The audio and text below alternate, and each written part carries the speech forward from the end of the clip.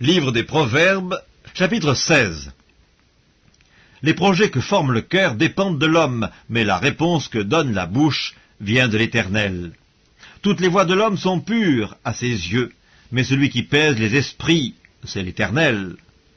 Recommande à l'Éternel tes œuvres, et tes projets réussiront.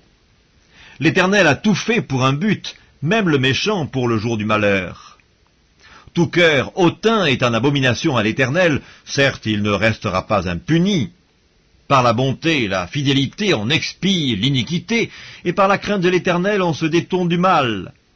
Quand l'Éternel approuve les voies d'un homme, il dispose favorablement à son égard, même ses ennemis.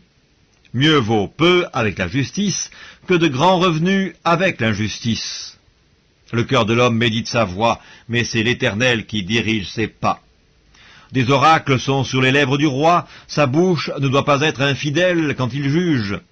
Le poids et la balance juste sont à l'Éternel, tous les poids du sac sont son ouvrage. Les rois ont horreur de faire le mal, car c'est par la justice que le trône s'affermit. Les lèvres justes gagnent la faveur des rois, et ils aiment celui qui parle avec droiture. La fureur du roi est un messager de mort, et un homme sage doit l'apaiser. La sérénité du visage du roi donne la vie, et sa faveur est comme une pluie de printemps. Combien acquérir la sagesse vaut mieux que l'or, combien acquérir l'intelligence est préférable à l'argent. Le chemin des hommes droits, c'est d'éviter le mal. Celui qui garde son âme veille sur sa voie. L'arrogance précède la ruine, et l'orgueil précède la chute. Mieux vaut être humble avec les humbles que de partager le butin avec les orgueilleux. Celui qui réfléchit sur les choses trouve le bonheur, et celui qui se confie en l'Éternel est heureux. Celui qui est sage de cœur est appelé intelligent, et la douceur des lèvres augmente le savoir.